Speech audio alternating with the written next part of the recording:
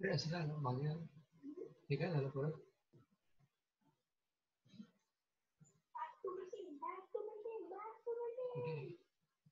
Stop sharing. Stop sharing.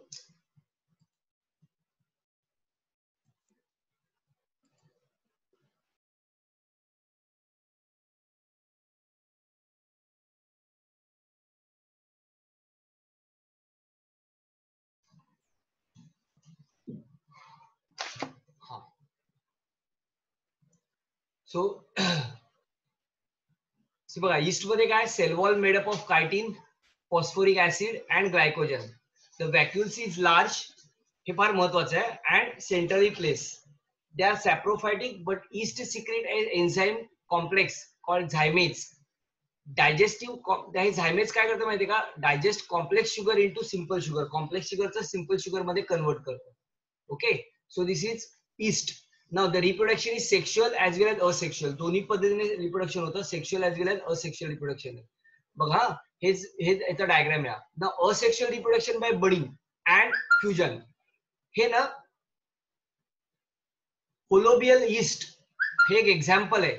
That is show the हे typical example आहे that show both sexual as well as म्हणजे sexual reproduction by budding as well as fission. असा एकमेव असा हे Mucor आहे की जो होलोबियल म्हणतात त्याला होलोबियल ईस्ट एक प्रकारचं ईस्ट आहे जे फक्त सेक्शुअल रिप्रोडक्शन मध्ये दोन्ही प्रकारे होतं आयदर असेक्शुअल रिप्रोडक्शन हे बडिंगने होतं किंवा असेक्शुअल रिप्रोडक्शन हे फिशनने होतं पण असा एकमेव ईस्ट आहे की ज्याच्यामध्ये दोन्ही प्रोसेस होतात दॅट इज कॉल्ड बडिंग पण ऍज वेल एज फिशन पण मी काय म्हणतो तुमच्या लक्षात येत असेल असेक्शुअल रिप्रोडक्शन जे होतं ना ते आयदर बाय बडिंगने होतं किंवा आयदर बाय फिशनने होतं पण असा ईस्ट आहे ज्याला आपण हेलोबियल ईस्ट असं म्हणतो हे हेलोबियल जे ईस्ट आहे ह्याच्यामध्ये मात्र दोन्ही प्रकारे होतं म्हणजे बडिंगने पण होतं आणि ह्याच्याने पण होतं कशाने ऍज वेल एज फिशनने पण होतं हे झालं असेक्शुअल रिप्रोडक्शन हे इम्पॉर्टंट ईस्ट आहे लक्षात ठेवा ना सेक्शुअल रिप्रोडक्शन ना 3 स्टेप मध्ये होतं ह्याच्यामध्ये पहिलं जे आहे ना त्याला प्लास्मोगॅमी म्हणतात प्लास्मोगॅमी मध्ये काय होणार माहितीये का सायटोप्लाझम मटेरियल पहिलं फ्यूज होतं त्याच्यानंतर कॅरिओगॅमी कॅरिओ याचा अर्थ न्यूक्लियस ओके नंतर फ्युजन ऑफ न्यूक्लियस होतं आणि मग यांच्यामध्ये ना मिओसिस होतं सो अशा 3 स्टेप मध्ये सेक्शुअल रिप्रोडक्शन होतं कोणामध्ये तर ईस्ट मध्ये ओके पहिलं आहे प्लास्मोगॅमी दुसरं आहे कॅरिओगॅमी आणि तिसरी स्टेप मध्ये मिओसिस होतं so mycelium is nothing but the network of hyphae is branch and septate म्हणजे याच्यामध्ये सेप्टा असतो the asexual spores are conidial मगाशी कोणीतरी मला विचारलेला हा प्रश्न काय विचारलेला अच्छा मगाशी काहीतरी प्रश्न विचारलेला कोणी मला कोनोसायटिक असं काहीतरी होतं ना हा त्याचा अर्थ काय कोनोसायटिकाचा अर्थ तो म्हणजे असंख्य न्यूक्लियस बघा सेप्टा गेला ना सेप्टाचं नॉर्मली कसं असतं की प्रत्येकामध्ये सेप्टा असतो सेप्टा असल्यामुळे कंपार्टमेंट असतात आणि कंपार्टमेंट याचा अर्थ प्रत्येक कंपार्टमेंटमध्ये एक न्यूक्लियस असतं आता हे समजा सेप्टा जे आहेत म्हणजे मधला कंपार्टमेंट आहे त्याच्यावर काढून टाका न्यूक्लियस तसंच आहे पण कंपार्टमेंट काढून टाका ते कसे दिसणार सगळे असंख्य मल्टी न्यूक्लिएटेड दिसतात त्यांना कोनोसिस्टिक म्हणतात ज्याच्यामध्ये असंख्य न्यूक्लियस असतात ओके सो कोणी मला विचारलेला क्वेश्चन मगाशी कोणतरी विचारलेला मला मी सांगतो म्हणाले मला कोणी विचारलेला मला हेच विचारलेलं ना तुम्ही मला हॅलो कोणीतरी मला हा प्रश्न विचारलेला ना हा तूच विचारलं संजना कळलं का तुला ऍक्च्युली मी तुला सांगतो म्हणालो ना मी लगेच त्याच्यामध्ये कसं असतं तुला कळलं ना काय मी सांगतो ते ह्याच्यात जे सेप्टा असतात याच्यामध्ये जे सेप्टे असतात ना हे सेप्टे म्हणजे ह्याच्यामध्ये सेप्टा नसल्यामुळे ना सगळे न्यूक्लियस एकत्र दिसतात ते त्या प्रोसेसला कोनोसिस्टिक असं म्हणतात ना असेक्शुअल रिप्रोडक्शन जे स्पोर्स असतात त्याला कोनोडिया असं म्हणतात कोनोडिया प्रोड्युसिंग एक्झोजिनियस एक्झो म्हणजे बाहेरच्या दिशेला हे सगळे दिसत आहेत ते okay on this special mycelium called as conidiophores या सगळ्यांना कोनिडोफोर्स असं म्हणतात जसं स्पोरेंजियम असतं त्या प्रकारचं okay now the conidia on germination produce mycelium हे जे काय कोनिडिओफोर्स आहेत हे कोनिडिओफोर्स मध्ये कोनिडियस हे कोनिडिया जर्मिनेट होतात आणि त्यापासून नवीन मायसिलियम तयार होतं. The sexual spores are called as ascospores which are produced endogenously. म्हणजे सेक्शुअल रिप्रोडक्शन हे एक्झोजिनियसली आहे असेक्शुअल रिप्रोडक्शन आणि सेक्शुअल रिप्रोडक्शन ही एंडोजिनियसली म्हणजे आतल्या बाजूने तयार होतं. In a sac like asci that is called as single ascus म्हणून त्याला आपण ऍस्केलगस म्हटलं. Okay endogenous in sac like structure that is called asci singular is ascus. So this is पहिला जो आपण बघितला दॅट इज ऍस्कोमायसिटिस. ऍस्कोमायसिटिस का तर आपण रिप्रोडक्टिव्ह जो पार्ट आहे बरोबर ना हा रिप्रोडक्टिव्ह पार्ट तो एका सॅक मध्ये आहे त्याला सिंगल सॅकला ऍस्कस म्हणतात. आपण मगाशी बघितलेलं depending upon the reproductive group reproductive organ they are depending upon the 3 groups 3 groups बघितले त्यातला हा आपण पहिला ग्रुप बघितला ज्याचं नाव आहे ऍस्कोमायसिटिस. या ऍस्कोमायसिटिस मध्ये आपण एक पहिलं एक्झाम्पल बघितलं that is yeast that is Saccharomyces. या सॅक्रोमायसिस मध्ये सेक्शुअल आणि असेक्शुअल रिप्रोडक्शन होतं. असेक्शुअल रिप्रोडक्शन मध्ये सेक्शुअल रिप्रोडक्शन हे एंडोजिनियस असतं म्हणजे आतल्या बाजूने होतं आणि आतल्या बाजूने एक सॅक तयार होतं. That sac is called as asci. Okay singular त्याला ऍस्कस असं म्हणतात आणि म्हणून त्याला ऍस्कोमायसिस म्हणतात. तर बाहेरच्या दिशेने स्पोर्स लाईक स्ट्रक्चर तयार होतात त्या स्पोर्सला कोनोडिया असं म्हणतात. हे कोनोडिया ज्यावेळेला कंडिशन फेवरेबल होते त्यावेळेला ते स्पोर मध्ये असलेले कोनोडिया जर्मिनेट होतात. कोनिडिओ फोर मध्ये असलेले जे काय कोनिडिओ फोर बाहेर पडतो आणि त्याच्यापासून हे कोनोडिया बाहेर येऊन जर्मिनेट होतात आणि जर्मिनेट होऊन त्यापासून मायसिलियम तयार होतं. So this is first. Second one is Basidiomycetes. Basidiomycetes मध्ये रिप्रोडक्टिव्ह ऑर्गन कोणता आहे माहिती का Basidiomycetes. So commonly known form of basidomycetes are mushroom, bracket fungi or coffee ball or club fungi. याला club fungi असं सुद्धा म्हणतात. Now the name given basidomycetes because reproductive structure is basidia. Reproductive structure याच्यामध्ये basidia आहे and spore which are produced that is called as basidiospores. जसं मगाशी आपण spore बघितले कोनिडिओस्पोर तसे इकडे बेसिडियोस्पोर आहे. Okay, now they grow in soil, on logs and trees stumps and in the living plants bodies and parasites. So the parasitic mode of nutrition याच्यामध्ये. So rust मध्ये पण याच्यामध्ये नॉर्मली दिसतात. The mycelium is branch. याच्यामध्ये mycelium branch असते आणि septate असते. Okay, now the asexual spores are generally not found. That is very important. But the vegetative reproduction by fragmentation is common. So there is a no spore as such asexual reproduction मध्ये. हे जे काय हे होतं काय vegetative reproduction होतं that vegetative reproduction is due to because of fragmentation होतं that is common fragmentation. The sex organs are absent but plasmogamy is brought about fusion of 2 vegetative और सोमॅटिक सेल. 2 सोमॅटिक सेल एकत्र येऊन त्यांच्यामध्ये sex organ absent असताना यामध्ये vegetative reproduction होतं. This is due to because of plasmogamy. Plasmogamy is the fusion of plasma हे काय म्हणूया आपण सायटोप्लाझम और somatic cell of different strength of genotypes. त्याचं बेस्ट एक्झाम्पल आहे ते म्हणजे हे mushroom. The resultant structure is dikaryotic. हे एकत्र आल्यामुळे काय होणार माहितीये का ते स्ट्रक्चर दिसणार बघा. 2 सेल एकत्र येऊन त्याच्यामध्ये काय म्हणतात ते जवळजवळ आल्यामुळे ना 2 न्यूक्लियस एकत्र असल्यामुळे त्याला डायकॅरोटिक म्हणतात. डाय म्हणजे 2 कॅरिओ म्हणजे nucleus dikaryotic which ultimately give rise to a basidium. नवीन बॅसिडियम तयार करतो. The karyogamy and meiosis takes place in the basidium producing 4 basidiophore. हे एकत्र आल्यानंतर म्हणजे पहिलं हॅप्लॉइड असतं बघा पहिलं एनएन असतो ते एनएन येऊन 2एन तयार होतं आणि 2एन पासून मग नंतर 4 बेसिडिओफोर तयार होतात. म्हणजे त्याच्यामध्ये कॅरिओगॅमी म्हणजे न्यूक्लियस मध्ये मिओसिस होतं. Meiosis takes place in the basidium and producing 4 basidiophore 4 basidiophores तयार होतात. The basidiophores are exogenously produce on the basidium. Single one is basidia. Basidium तयार करतात एक्झोजिनियसली कोण basidiophore. Okay basidium is the organ I mean reproductive part. The basidia एक असेल त्याला basidia म्हणतात. Basidia are arrange in fruiting bodies called as basidiocarp. Basidiocarp ज्या ज्या सॅकमध्ये असतात ना त्याचं हे नाव आहे. So basidio carp. यातले कॉमन मेंबर कोणकोणते आहेत बघा. कॉमन मेंबर आहे अगॅरिकस, दॅट इज मशरूम. मशरूम मध्ये 3 प्रकारचे मशरूम येतात. आपण ना 2 एडिबल मशरूम बघणार आहोत.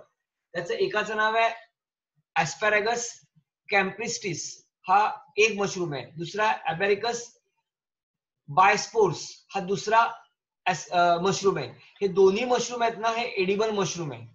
तर या दोन्ही मशरूम एडिबल मशरूम आहेत. तर तिसरा जो आहे मशरूम, जो मी रेड रंगाने दाखवला, दॅट इज ऍस्पॅरागस सॅल्विटिकस, हा मात्र पॉइझनस मशरूम आहे. हा एक पॉइझनस सबस्टन्स तयार करतो ज्यातनं डेथ होते. म्हणून मशरूम मध्ये 2च मशरूम जे आपण बघतो हे एडिबल मशरूम आहेत, जे खाण्यायोग्य आहेत. दॅट इज ऍस्पॅरागस कॅम्प्रिस्टिस आणि दुसरा ऍस्पॅरागस बायस्पोर्स. हे 2 एडिबल मशरूम आहेत. आणि तिसरा जो आहे ऍस्पॅरागस सॅल्व्हेटिकस, हा पॉइझनस मशरूम आहे. याच्या व्यतिरिक्त अजून 2 हे आहेत एक्झाम्पल आहेत. एकाला म्हणतात युस्टी लॅगो आणि तिसरा म्हणतात प्युनिसिएना, दॅट इज रस्ट फंगस. हे 2 वेगवेगळे फंगस आहेत. So this is about asparagus or you can say fungus. Now डेटिरोमायसिन, याच्यामध्ये काय म्हणतात माहितीये का, हे basically or commonly known as imperfect fungi आहे. कारण त्याच्यामध्ये रिप्रोडक्शन हा प्रकार बेसिकली होत नाही, sexual reproduction. So known as imperfect fungi because only the asexual or vegetative phase of these fungi are known. So there is no sexual reproduction as such. When the sexual form of these fungi were discovered, they were moved into class they right belongs to, म्हणजे त्याच्यात त्यात टाकलं गेलं. पण नंतर it is also possible that the asexual and vegetative stage have been given one name and placed under Deuteromyces, and the sexual stage another had placed another class. म्हणजे इथे ना हा जो काय आहे ना, ह्याच्यामध्ये फक्त असेक्शुअल रिप्रोडक्शन होतं, सेक्शुअल रिप्रोडक्शन होत नाही. म्हणून त्याला कॉन्ट्रोवर्सीज होता की कशात टाकायचं, कुठल्या ह्याच्यामध्ये त्याला ग्रुपमध्ये टाकायचं. Later when the linkage were established, दोघांमधली लिंक जेव्हा एस्टॅब्लिश झाली, the fungus were correctly identified and move out of Deuteromyces. Now the Deuteromyces is produced only by asexual spore known as Conidia. तिकडे पण कोनिडिया आपण बघितलं, इथे पण conidia आहे.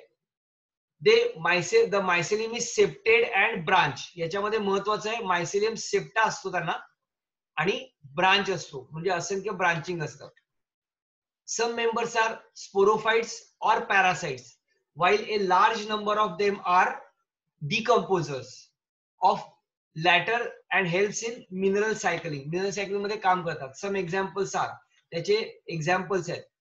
ओके, 3 एक्झाम्पल्स आहेत. सो हे झालं आपण ड्यूटेरोमायसिस. त्याच्यानंतरचा पुढचा पार्ट येतो तो किंगडम प्लॅन्टी. बघा आता किंगडम प्लॅन्टी आहे ना आणि किंगडम ॲनिमिलिया.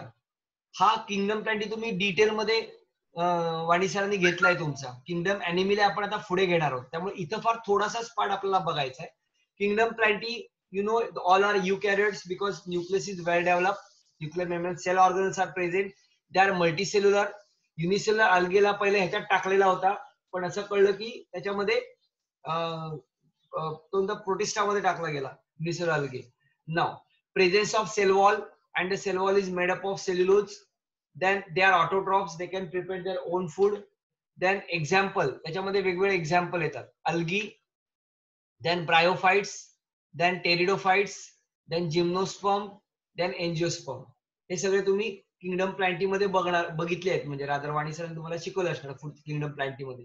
सो मी ह्याच्या डिटेल जाण्यात काय पॉईंट नाही. So class algae, bryophytes, pterophytes, gymnosperm and angiosperm. बघा kingdom Plantae includes all eukaryotes, chlorophyll containing inorganism commonly called plants. A few members are partially heterotrophs, such as काही insectivorous plants आहेत, काही parasites आहेत. Okay, so bladderworts and venus fly, they insectivorous, they trap the foreign particle, I mean trap the insect. Now plants and cuscuta is also a parasites. The plant cells have an eukaryotic structure with prominent chloroplast and cell wall mainly made up of cellulose. The plants includes algae, bryophytes, pteridophytes, gymnosperm and angiosperm. Life cycle of plants has 2 distinct phases.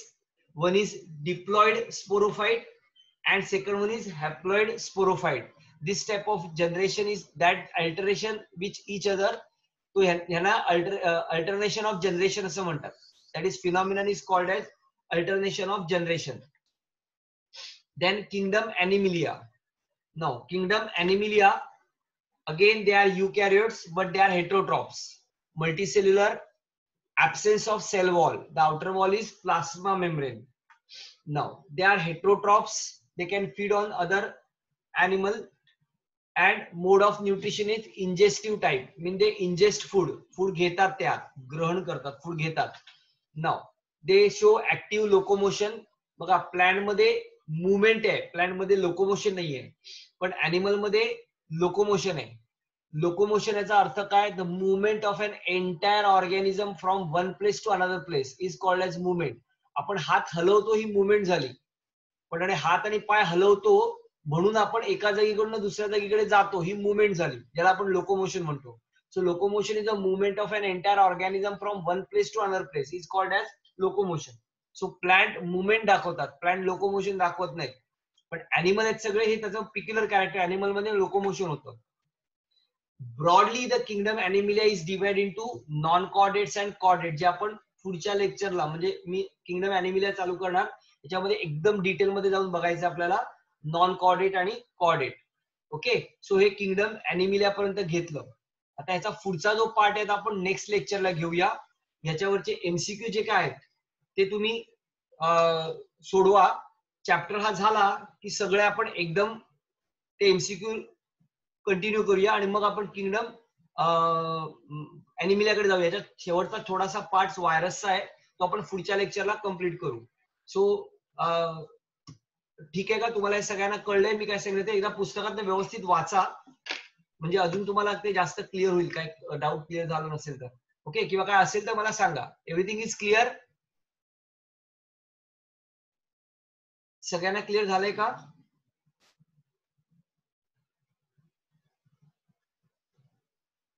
का काही repeat करायला पाहिजे? Okay, C बाळांनो, काही कळलं नसेल ना तर फ्रँकली मला विचारा. कधी कधी असं असतं फ्लो मध्ये असताना ना, तो पार्ट मी तुम्हाला नंतर सांगतो असं म्हणतो, सांगणार मी तुम्हाला नंतर. तो कधी कधी तो थोडा वेळ थांबावं लागतं, कारण ते फ्लो मध्ये असतं, ते झाल्यानंतर लगेच मी एक्सप्लेन करणार तो. सो त्याची तुम्ही चिंता करू नका. काही कळलं नाही तर मी एकदा सोडून 100 वेळा सांगणार, पण विचारा मात्र. तसंच ठेवू नका, कुठलंही ब्लाइंडली राहू नका please. That is very important, कारण तुमच्यासाठी आम्ही आहोत. तर तुम्ही आम्हाला हे विचारलं पाहिजे, आणि कुठलाही प्रश्न टॉपिक मधला काय अडला असेल तर बिंदास विचारायचं, आणि कधी पण विचारा. म्हणजे इव्हन तो तुम्हाला इथे विचारला प्रॉब्लेम असेल तर मी व्हॉट्सअप नंबरवर आहे तुमच्या, तिथेही मला फोन करून हे करून व्हॉट्सअपवरती मेसेज पाठवला तरी मी तुम्हाला फोन करून सांगू शकेल. फक्त मात्र तिकडे तुमचं नाव आणि कुठल्या क्लासचे ते सांगा, पटकन मला क्लिक होणार नाही ते, कारण बऱ्याच क्लासची मुलं कनेक्ट आहेत मला, त्यामुळे लक्षात येणार नाही. किंवा कुठलाही प्रॉब्लेम तुम्हाला आला विषयाबद्दलचा, टॉपिक बद्दलचा, तर बिंदास विचारायचं कुठल्याही वेळेला, कधी पण विचारू शकता. मी तुम्हाला व्हॉट्सअपवरती उत्तर देईन किंवा पर्सनली स्वतः फोन करून सांगेन. तुम्ही पण थोडंसं एक्स्ट्रा वाचायला आता सुरुवात करा. याच्यावरचा एमसीक्यू सोडवलेत का? याच्यावरचे सरांनी पाठवलेले एमसीक्यू सोडवलेत? सरांनी तुम्हाला एमसीक्यू पाठवले असतील ना, तुम्ही काय सोडवलेत का? बघितलेत का एमसीक्यू?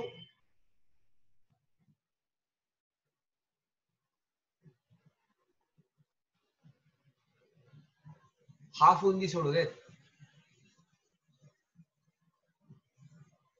बरं, एक काम करा, मी तुम्हाला मागच्या वेळेला पण सांगितलं बघा. आता इथपर्यंत सगळे तुम्ही ना मोस्टली मेजर पार्ट झालाय आपला चॅप्टरचा, या छोटासा पार्ट राहिलाय. सो मे बी पुढच्या लेक्चरला त्यातले आपण डिस्कस करू. तुम्हाला जो कुठला तो अडला असेल ना, जो काय आला नसेल ते राऊंड करून ठेवा, आणि फक्त इथं काय करायचं, तो टाईप करायचा कुठला हे शॉर्ट मध्ये आणि किती नंबर आहे, मग तो मला कळेल. मग त्याच्यावरती आपण डिस्कस करू शकतो. ओके, आणि एंटायर तुम्हाला सर पाठवतील, मला वाटतं पाठवलं असेल. एंटायर पाठवलं असेल तर ते आपण हे शेवटचा टॉपिक आहे तो पूर्ण करून मग आपण एमसीक्यू सोडू. एमसीक्यू पूर्ण झाला की आपण पुढच्या चॅप्टरकडे जाणार आहोत. म्हणजे तुम्ही एकदम क्लिअर झाला त्याच्यात की आपण पुढे जाणार, पण पुढे जाणार नाही होत आपण, आपल्याला घाई नाहीये. आरामात करायचं, आरामात म्हणण्यापेक्षा तुमच्या डोक्यात पूर्णपणे गेलं पाहिजे, तरच त्याचा फायदा आहे, नाही तर काही फायदा नाहीये. सो परत एकदा हे वाचा, रिवाइज करा. काही डाऊट असेल तर बिंदास मला व्हॉट्सअपवरती फोन करा, व्हॉट्सअपवरती मेसेज पाठवा, नाहीतर पुढच्या लेक्चरला विचारा. कसंही तुम्हाला जसं कम्फर्टेबल असेल तसं, मला काही प्रॉब्लेम नाहीये. फक्त लेक्चर मध्ये वगैरे असेल तर मी तुम्हाला थोड्या वेळाने सांगेन किंवा जरा उशिरा सांगेन. सो दिस इज हे सगळं आतापर्यंत आपण शिकवलेलं मेजर पार्ट संपलाय. शेवटचा छोटासा पार्ट राहिलाय. प्लॅन्टी आणि किंगडम अॅनिमिलिया आणि किंगडम प्लॅन्टी हा पार्ट ऑलरेडी किंगडम प्लॅन्टीचा पार्ट सरांनी तुमचा तिकडे सुरू केलाय, त्यामुळे त्यात डिटेल मध्ये आपण काही गेलो नाहीये. किंगडम प्लॅन्टी मी पुढे घ्यायला सुरुवात करणार आहोत, त्यामुळे तिकडे पण आपण, कारण क्लासिफिकेशनच्या दृष्टीने विचार करता हे पुढचे क्लास आपल्याला पुढे डिटेल मध्ये बघायचे आहेत. मागचे जे होते ना ते आपल्याला पुढे डिटेल मध्ये शिकायला नाही मिळणार, म्हणून मी त्यातले जास्तीत पार्ट तुम्हाला सांगितला. पुढचा पार्ट आपण आता डिटेल मध्ये शिकणार आहोत.